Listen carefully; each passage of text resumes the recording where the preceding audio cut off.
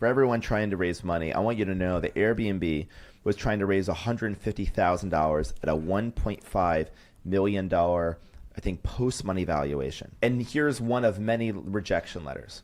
Hi, Brian. Apologies for the delayed response. We've had a chance to discuss internally and unfortunately don't think that it's right for fill-in-the-blank investment firm from an investment perspective. The potential market opportunity did not seem large enough for a required model. I want you to just put in this perspective. Airbnb handles nearly as much money as the entire GDP of the country of Croatia. One in about every $1,500 spent in the world, about $1 spent on Airbnb.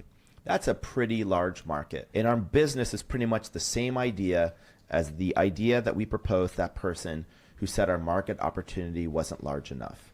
So there's probably a myriad of lessons in that, aren't there? And I think that it's a reminder that the world doesn't just change, or at least it doesn't just transform towards our dreams, ideals, and ambitions. That requires certain types of people. We might call them entrepreneurs, inventors, all sorts of people in different domains that believe the world could be a little different than the one that they live in. They have the audacity to believe that they can do it. And they have the ability to convince other people to go on that journey with them. But along that journey, everything's going to be different. You're going to get lost. You're going to be cold. You're going to have like obstacles. Things are going to attack you. You're going to fall down pits. And the question is, when people are cold and they're shivering and they're not sure what to do and you're running out of resources and rations, can you find your way up that mountain? Do you know why you're going? Can you invent all these different apparatus? Like there's a stream you can't figure out. You can build a bridge to cross this stream with the limited resources you have. Can you recruit people along the way?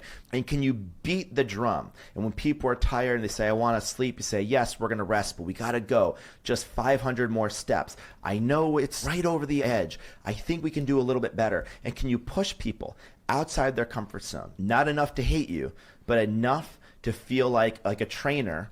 You're like 3 more reps and you don't want to do it. And then that very moment, they're not your friend, but at the end of the workout, you're like, thank you for pushing me that hard. This is that kind of person. And can you take divergent ideas that no one's ever seen before and just continue to reformulate them?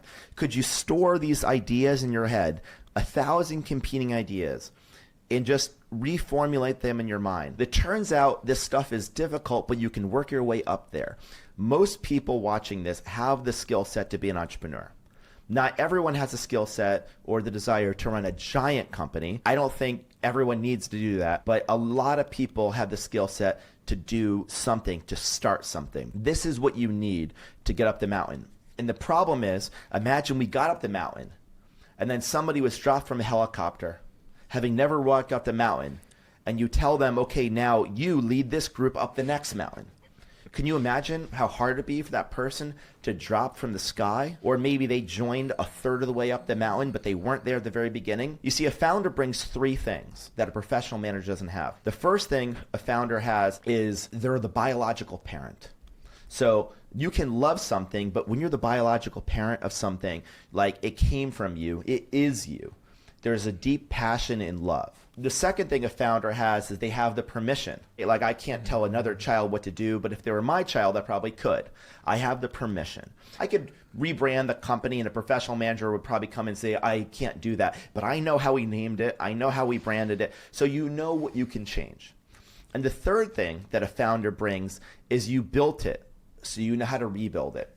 You know the freezing temperature of a company.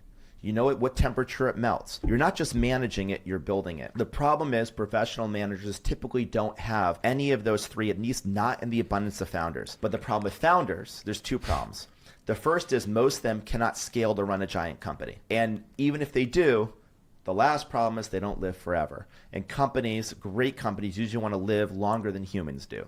And so therefore you end up with the inevitable challenge that Disney and Steve Jobs had, which is succession planning. And I think that if you want the world to change, we need more entrepreneurs. We need more founders.